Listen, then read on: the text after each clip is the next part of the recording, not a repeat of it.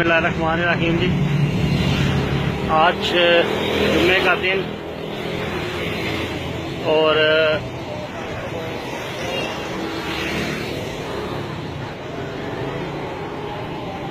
1:05 का टाइम हो चुका है। मैं इस टाइम सिविल लाइन जेलम पे मौजूद हूँ। अभी कुछ देर पहले इधर बल्दिया की तरफ से इंक्रोचमेंट ऑपरेशन लॉन्च किया गया। मैं आपको उसकी कुछ तस्वीरी झलकियाँ दिखाता चलूँ। मैं जनाब वज़ीर-ए-आज़म पाकिस्तान इमरान खान साहब, जनाब वज़ीर-ए-आला पंजाब उस्मान बुज़दार साहब और जनाब वज़ीर बल्दियात अब्दुल अलीम खान साहब से ये गुजारिश करता हूँ कि ये देखते जाएं और अपने हम कानून में फ़र्क देखते जाएं कि ये गरीब के थड़े तो तोड़ दिए जा चुके हैं,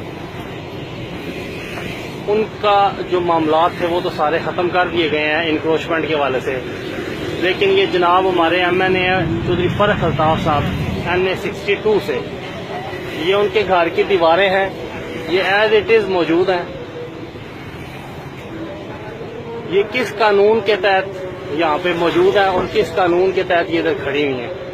मैं आपसे गुजारिश करता हूँ कि फिलफौर इस पर नोटिस लें और इस नाइंसाफ़ी के सिस्टम को ख़त्म करें ताकि अवाम आपसे उसी तरह मोहब्बत कर सके जिस तरह वो वोटों से पहले करती थी।